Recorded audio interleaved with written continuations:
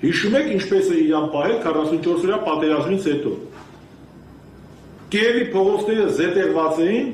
Ալիևի շնորհավորանքներով եւ Շուշիի գրավման պաստառներով։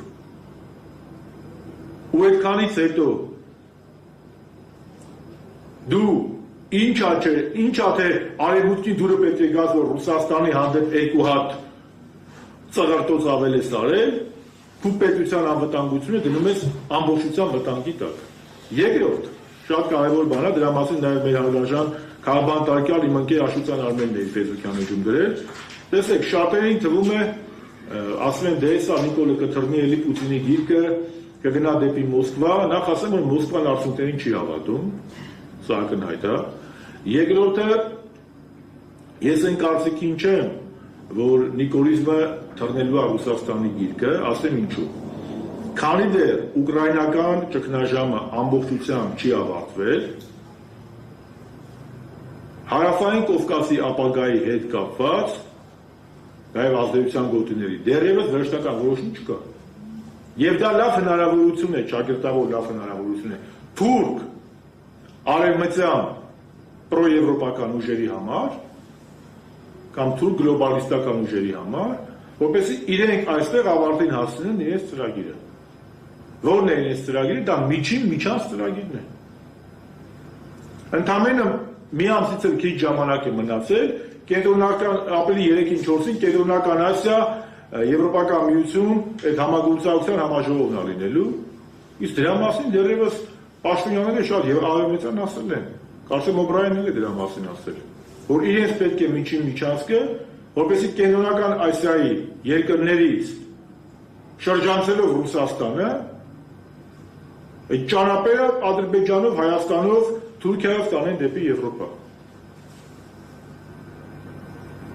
Միջանց ծրագիրը դա թուրք արևմտագլոբալիստական ծրագիր է, որը չի բխում Հայաստանի Հանրապետության շահերից,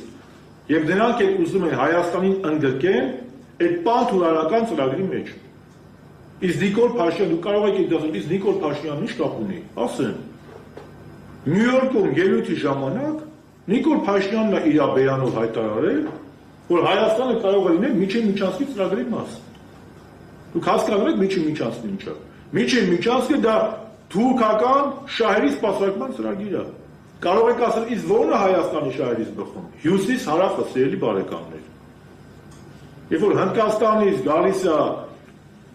Պարսկաստան, Պարսկաստանով, Հայաստանով, Վրաստանով, Փոթիով գնում է Ռուսաստան։ Հյուսիս հարավն է մեր ռազմավարական ծրագիրը։ Եվ այստեղ մեր բնական շահերը համակնում են Մոսկվայի եւ Թեհրանի հետ։ Եվ այստեղ շատ կարևոր է, որ ես մեկ անգամ չէ, որ ասել եմ, որ Հայաստանը պետք է ոչ թե գնա արևմուտքից հովանավորներ փնտրի, որտեղ արևմուտքը չի էլ գալու ստեղ։ Չի էլ գալու։ Արևմուտքը այստեղ իր շահերի պաշտպան եւ նայող նշանակել է Թուրքիային։ Եվ նիկոլականները սրա մասին շատ լավ գիտակցում են։ Պատահական չէ, որ նիկոլական երիտասարդ փոխարտգործնախարարը հայտարարում էր, որ Թուրքիան կարող է կամուրջ լինել Երևանի եւ Բրյուսելի միջև։